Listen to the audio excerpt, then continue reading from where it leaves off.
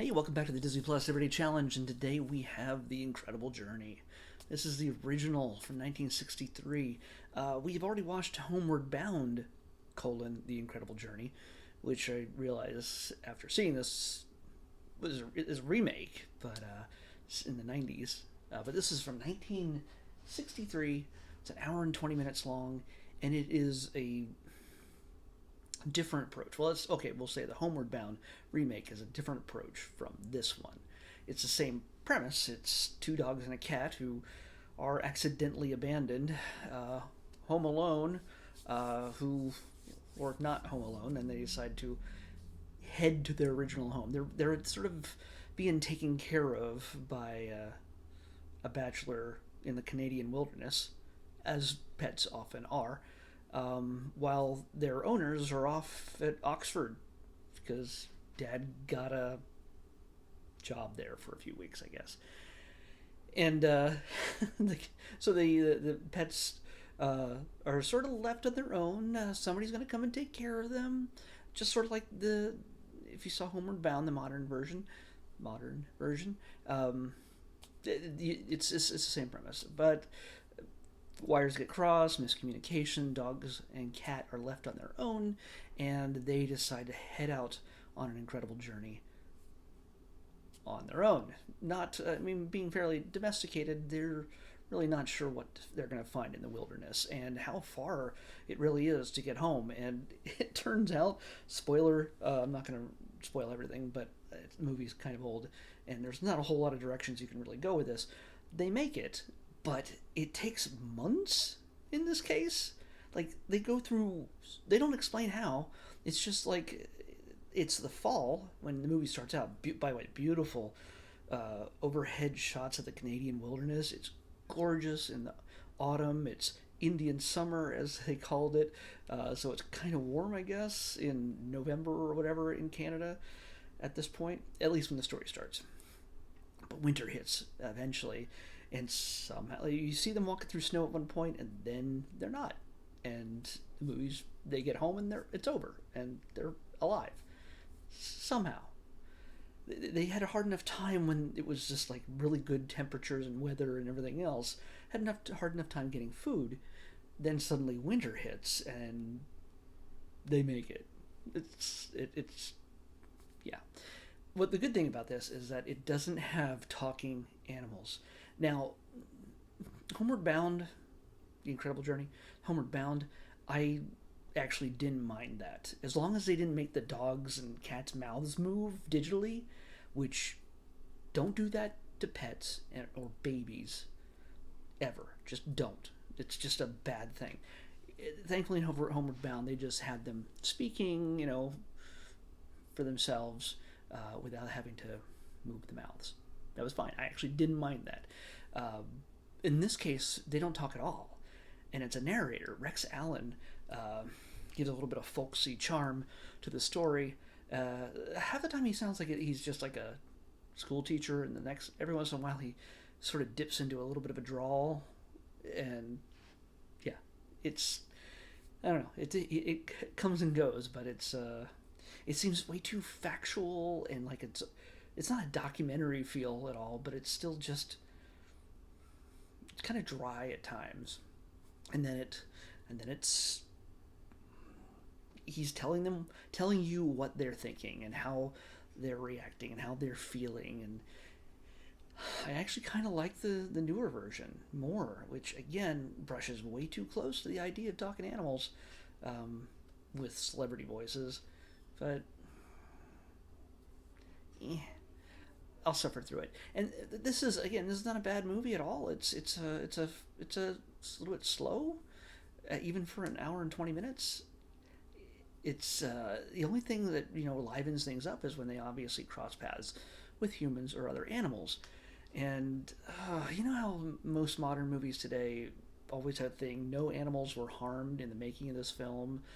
The ASPCA is on set usually whenever there's animals being involved in certain things, and they give their sign off to say, yes, no animals were harmed, everything is good. Don't worry, that horse that exploded wasn't a real horse, it was CGI. So, that's an awful thought. But yeah, no, it's In this case, just like I've seen them do in Swiss Family Robinson, it's the '60s, and Swiss Family was 60. I think it was 60. Um, and the '60s and before, it was pretty much like, hey, we've got dogs and cats. Let's put them in an area that also has bears in it. Let's bring bears in. Yes, the bears are trained just like the animals are. The animals, you can tell, are just fully professionally trained. They're really good at staying and showing a certain type of emotion that they want you to they want them to project. It's great. Your brain attributes sadness and everything else to it. Great. But they literally have tiny baby bears come and annoy the white bull terrier. I think it's a bull terrier. Yeah, bull terrier. And the bull terrier is supposed to act tired, and he doesn't want to walk or go anywhere. And these two baby bears just come up and start licking him and touching him and everything else. And eventually, Mama Bear shows up, and you can tell the cat and the golden retriever are both freaked out at staring down this bear, this humongous mama bear. It's yes, there was no harm in that scene as far as we could tell. No animal was murdered by another larger, more ferocious animal, but still, putting them in that situation seems really just oh, it's it's bad enough. Then I mean, like in Family Robinson, it was like a dog versus a tiger. What fetish is this? That's just mean. And then later on in this film, we got the dogs going up, well, the cat going up against a lynx, like chasing them around. The dog, the golden retriever, chases down a rabbit. We don't see him actually make the kill or anything, but later on you see him walking around with a dead rabbit in his mouth.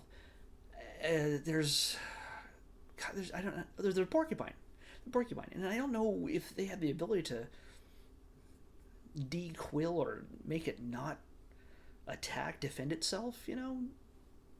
Because one of the dogs ends up with quills in his snout, which, if that actually happened, is kind of like torture, and that's not good. I mean, I realize a lot of the stuff they had, and they probably just put prosthetic little spikes on his nose, and at most he was inconvenienced and a little annoyed. But still, you see the retriever messing with the porcupine, and normally that leads to horrible consequences. It just, to me, it seemed like some unnecessary conflicts. And hey, maybe again, the people who are training the animals and taking care of all this stuff knew exactly what they were doing. I'm sure they did, and they didn't put the animals in harm. But I'm not betting on that, because hey, they're just animals. Just don't be mean to dogs and cats. Come on. They're so domesticated, they don't know how to defend themselves. They don't know what they're doing half the time. Throw a porcupine or a bear in front of them, or a shark. What are they going to do? They don't know what to do. Anyway, it's a sweet, cute, slow classic. But it's not the kind of thing I'm going to watch again.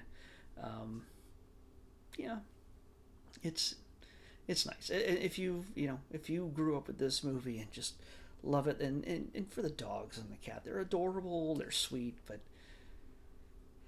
yeah, it's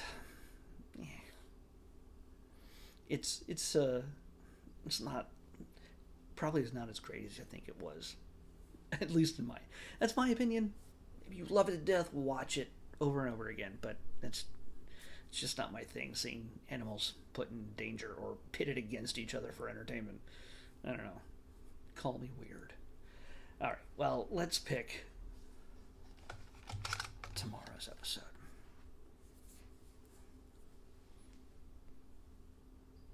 Come on.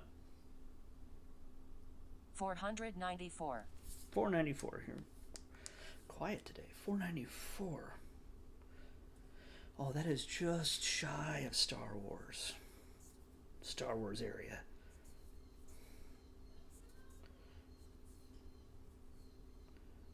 $4.94. Okay. Now, I'm sure I watched this when I was a kid. This is a series. I don't know what channel it was on, but hey, we're going Marvel this time around. But I'm sure I can't remember hardly any of it.